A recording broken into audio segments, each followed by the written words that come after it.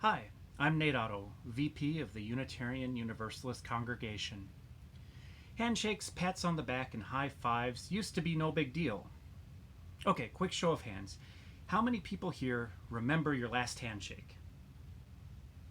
Did I get you to raise your hand? Sorry, I'm just kidding. I know this is pre recorded.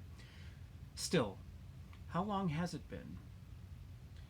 Touch is an important way humans connect. I remember my last handshake vividly. It was a cold day in February. I was out fundraising with other Cub Scout parents, and we were standing on a windy corner near Barachos and Kohl's, that shopping center by the clock, just trying to stay warm. I remember a tall, friendly looking gentleman come up to me, and we started talking. His name was Scott. He was the head of a Eau Claire Scout pack, a Cub Scout pack. And we got into a good conversation. We exchanged business cards and exchanged a couple of ideas. And before he left, Scott reached out and offered his hand, and I shook it. From his grip, I could tell that he was relaxed and confident, and his body language said that this was a man I could trust. And isn't that amazing? What a quick handshake can do. When you shake hands with someone, you instantly get a ton of information about that person. Is this person nervous, happy, disinterested? Such a mundane, everyday touch connects people in ways that words can't. Well, along came COVID weeks later. Along came social distancing, isolation, Zoom meetings. The handshakes and high fives went away. Have we found a true replacement for them?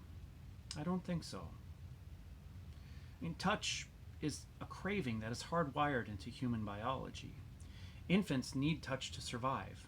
Maybe adults do too. I count myself lucky to have a wife who kicks me in her sleep and kids who use me as a headrest when they're playing video games. Not everybody has that. And that's the challenge.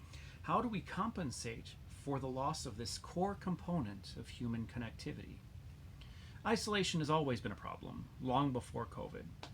And COVID merely brought it to our doorstep. And now that it's here, we have no excuse but to hunker down and get creative. The theme of UUC's board this year is deepening connections. My interpretation of that theme is that we're not out to provide answers. We're not out to say, here, this is how we have connections. What we're out to do is create an environment that fosters new ideas and lets solutions flourish, whatever these might be. Here's an example of deepening connections in action. We've lost social touch for now, but there are many other senses we can draw upon to help pick up the slack in staying connected socially. Taste and smell, for one. Hence our virtual circle suppers.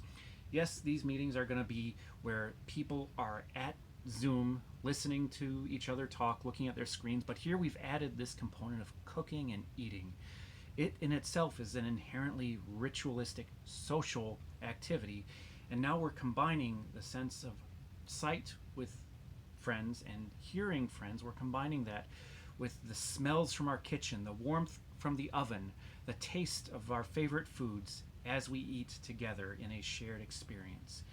And that makes it more immersive. And it doesn't replace touch, but it sure helps bring in the other senses where we're missing that sense of touch with other human beings. And I'm really looking forward to it. And if you think about it, we're not really limited to just the five senses when we connect with each other. Human beings have far more than five senses. We sense hunger, satisfaction, the passage of time.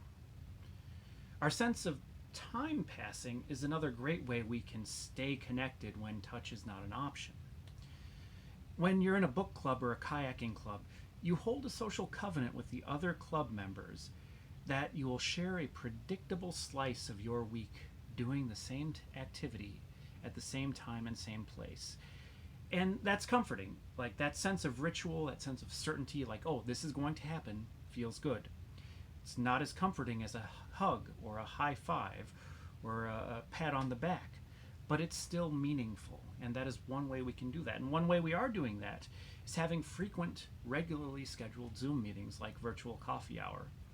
I can't make it to all of them, but I certainly look forward to the ones that I can make. Circle suppers and virtual coffee hour are just two of countless examples where we can use our other senses to pick up the slack while the sense of touch is missing in our social lives. What other senses can we harness to come together while we're physically apart? Plenty of ideas are out there. Now is a time for crisis and the time for creativity.